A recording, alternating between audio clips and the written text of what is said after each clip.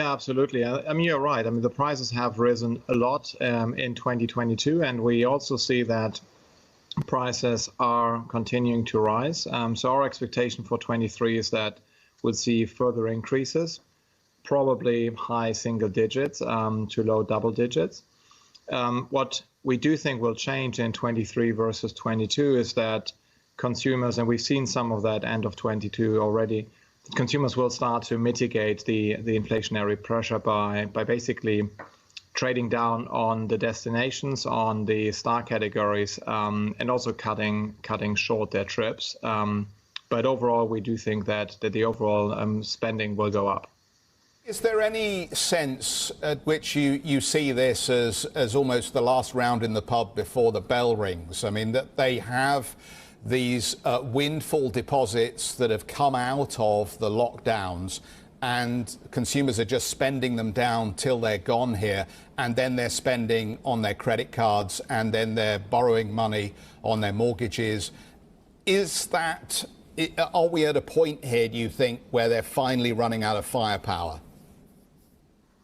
I don't think so. I mean, I would have a more positive view there. I mean, I do think you're right that in 2022 we have benefited from the high savings that people had during COVID by not going out to dine and wine, and not having that many opportunities to spend money, including travel. But we see strong demand for travel, and we see that people are willing to spend for travel and to get a break. But they're just comparing more prices, and they obviously try to save money. But you can have good trips and good experiences even at lower budgets. Axel, really nice to see you today. Look, it's a stunningly competitive space, and you're addressing that with more marketing spend as well. Is this surge in bookings that we are seeing, that we're alluding to, is it creating more profitable growth for you in the industry or not? I mean, last year was very profitable. I mean, we showed record profitability in terms of adjusted EBITDA. I mean, first time that we made more than 100 million. This year is a bit more difficult to predict, with prices continuing to go up, but also costs going up, obviously, for the accommodation providers around the world. So we don't think that the trend of last year will necessarily continue, but what exactly that means in terms of profitability is difficult to forecast.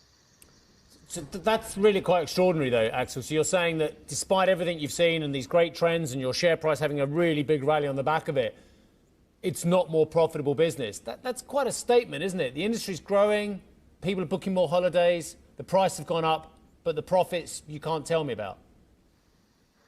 Yeah, I mean, I guess I'm not an economist, yeah. So you had it earlier in your program. It's not clear what we'll see later in the year. Will we see a soft landing? Will we see a hard landing? And that will have an implication on the cost development for a lot of the travel companies, but also on the demand outlook. So we think that the overall spend will go up, but a lot less than what you see on the cost inflation side. And on the profitability side, I mean, you can't extrapolate the trend. Last year was an extraordinary year where we benefited all from high prices, but also from the savings that were saved over the last 2 years. So it's less clear than in a more steady environment, to be honest.